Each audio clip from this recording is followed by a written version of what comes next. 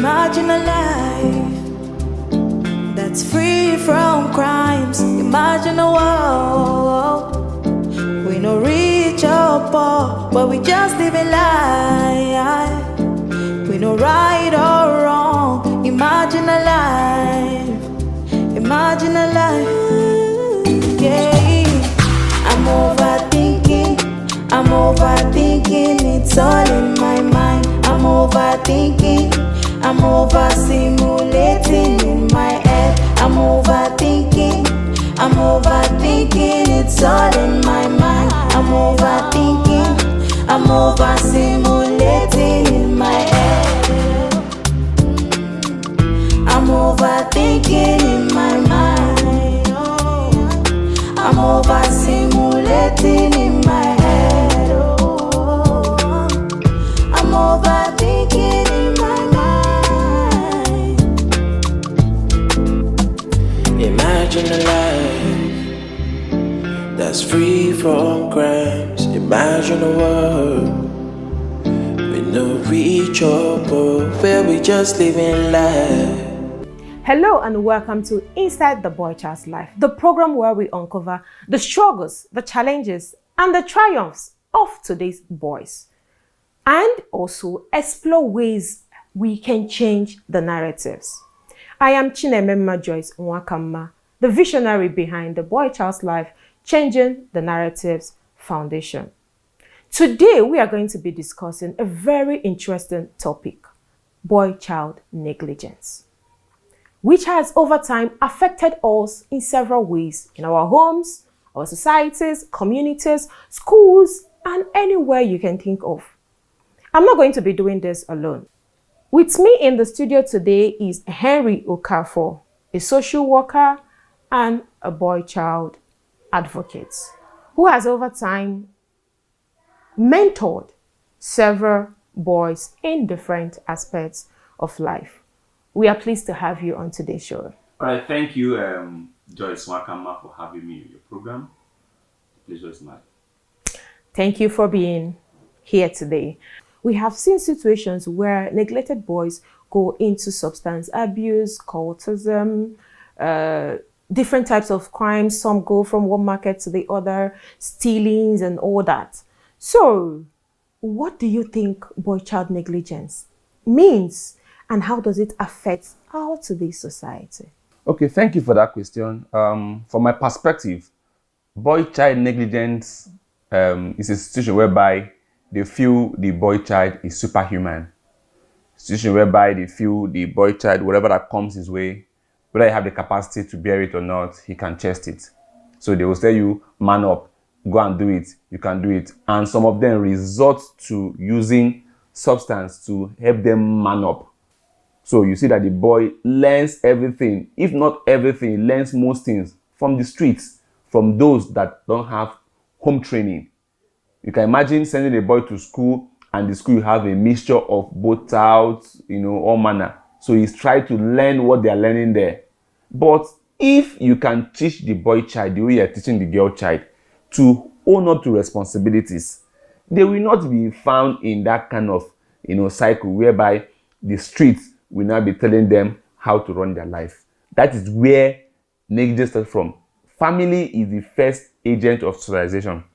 So when you miss it in the family, the boy child is thrown to the street to go and learn it outside there. Okay, so why do society focus more on empowering the girl child while neglecting the boy child? All right, so I'll give you a scenario. At age 10, you can see a boy child, a boy running the street without shirts. But at that same age 10, you can only see a girl child walking the streets, not even running, walking the street without shirts. You know why? Early enough, they started teaching the girl child responsibility. But they try to neglect the boy child, feeling the boy child is learning at the same time. No. What you don't teach, they don't know, because everybody came to this world blank. If you don't teach them, the street will teach them. That's why you see some of them bringing some habit to the house, where you imagine, how did they learn these things? It's because the street is teaching them. So as parents or as educators, it's very important that you start teaching the boy child with the same energy you are teaching the girl child. Don't assume that the boy child will learn. He will learn. You will learn wrongly. At the end of the day, it becomes a problem to you and me. So, who do you think should be responsible in teaching, just like you said, teaching the boy child on how to be responsible and know the things he should know? All right. Family, they say, is the first agent of socialization. What you don't get from the family, it's very difficult for you to get it outside there rightly. So the parents, these days you see parents leaving their children upbringing to house help and what have you. What ideology does that house help have to teach your child? While growing up, most of our parents had no house girls and all that, just like you mentioned. It's just these days that busy parents or busy mothers try to get house helps to help them take care of the kids and all that. Yet you still see that boys were neglected during that time when especially the mothers were full-time housewives. So in this case, how does it have anything to do with having a house help? All right, you made mention of our parents not having house help. But I'll tell you today that I also grew up with my parents and we have siblings, my father's younger ones that come to stay with us. And my parents teach them to teach us. Most of the things that I learned today was not directly from my parents. It's probably from what they taught my cousins that I learned. Anyways, though I didn't grow very much with my parents because I went to a boarding school. And you know, when school resumes, everybody is out. So I learned so many things from my cousins. Now, if the boy child is properly trained, just the way they train the girl child, we will not be having these social vices because most crime originates from the boy child. I'll give you an example. I grew up in the north and hardly I see female children begging. What I see most time is the male child, the boy child, carrying plates to beg. So I want to urge parents watching this interview or watching this program, take time to teach your children. The boy child, just the way you teach the girl child, they also have a life to live. Thank you. Thank you, Mr. Henry, for being with us onto this program. Let's go to the next segment of this program, Edge of Survival. Let's watch it. That is free from child labor. Imagine a life. Imagine a life.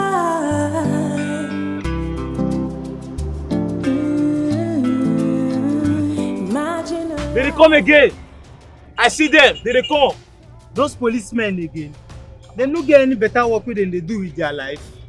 I'm not the top now. Why would they run from themselves, guy? This is the worst now. We can't keep running now. What you go do now? Men they starve for here, guy. They chase us, but they don't send us for this area, guy. Guy, no dey shout, oh, they go hear you. They follow me come. Pandi. You hear? They come.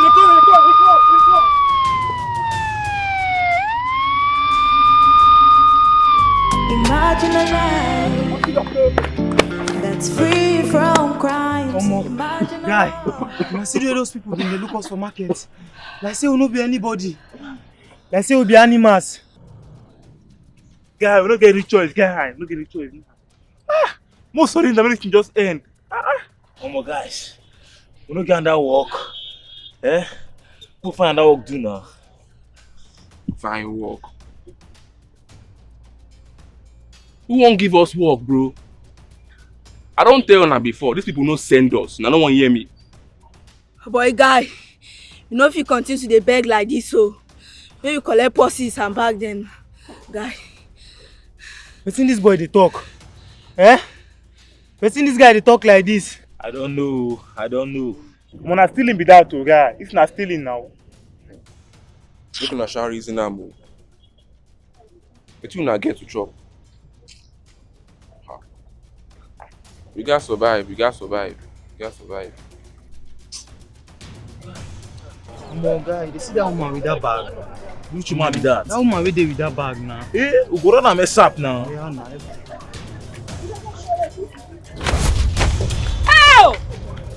Help! My bag, oh!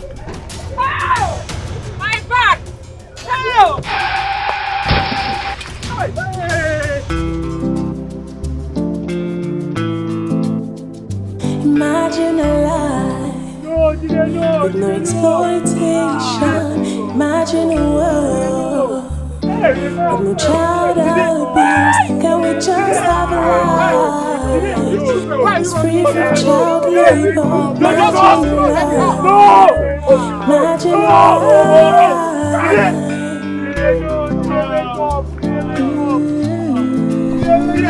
Imagine a life that is free from drugs. Imagine What's up now?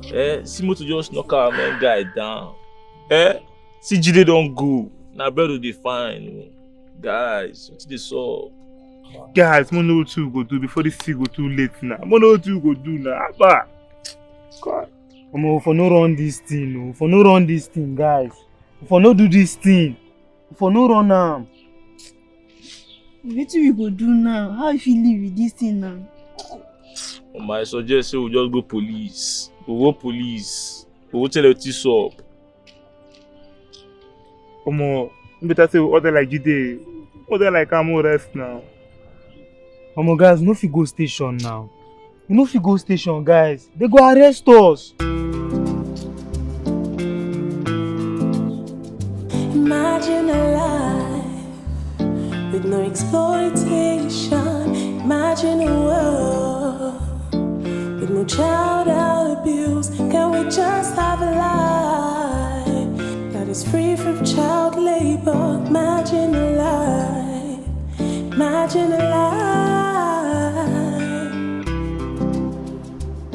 I've been watching you guys for weeks now, and today I saw what happened to your friend. Crime is not the best solution. I know maybe you guys have been a lot, you've seen a lot, no one to take care of you.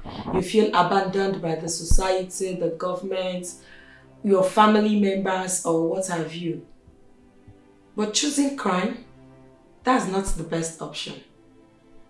Instead of it to make you, it destroys you. Your friend is gone. Maybe tomorrow, it might be any of you. You can be better. No matter what the society throws at you, you can choose to be a better person. You are the youth and the supposed future of your generation. You are the next governors, next presidents, House of Rep members, billionaires. You can be anything you want to be without crime. You can make it on a legit basis. There are more people who have succeeded doing legit businesses than crime. The only thing crime can give you is temporal wealth or happiness. Nothing more. The end is very destructive. The world always sees the boy child as nothing, as worthless. People who has nothing to give. Their duty is just to carry the problems of others on their shoulders. Joining courts, joining gangs, being one of the notorious armed robbers, stealing from one market to the other, cannot give you a better life, cannot give you a good life. Rather, it will destroy you, your future, everything you represent. You cannot in any way imagine yourself having a child that will be living this kind of life you are living now. You can do better. You can be better. There is more to life than all these things you're seeing now. I believe you guys can. It's survival of the fittest. Yes, sometimes it is. But you can survive in a legit way other than the crime way. Say no to crime. Do better and be better. Welcome back. From the movie we just watched, how boys that were neglected went into the streets, moving from one market to the other, stealing just to make ends meet, just to survive, age of survival. Just doing anything possible to do what? To survive. So what do you have to say about this? All right, I actually watched the movie and it's quite emotional. And at the point where one of the boy lost his life was a moment for me. That child could have been better if the family, if the parents and the community, or even the society have trained him well. The age of survivor, in fact, from that movie, those children, they are boys, they are at the age of survivor, between age 0 to age 21. They are the age of survivor. Anything you tell them that point, it sticks to them. So it's quite emotional. I hope that our viewers who watch the movie can take responsibility, especially parents. There's no excuse for you as a parent, single mother or single father, not taking care of your child, the boy child, and allowing the streets to teach them. You might end up losing that child. Thank you very much. Thank you, Mr. Henry, for being with us on today's program. I hope you will always be available to join us anytime we call on you. All right, thank you so much, Joyce, for having me. I'm obliging that whenever you call on me, by God's grace, I'll be here, especially talk about the boy child. Thank you so much. Thank you, our viewers, for staying with us on today's program. My name is Joyce Nwakanma. Don't forget, the boy child's life matters. Thank you. Imagine a life with no exploitation. Imagine a world with no child abuse. Can we just have a life that is free from child labor? Imagine a life. Imagine a life.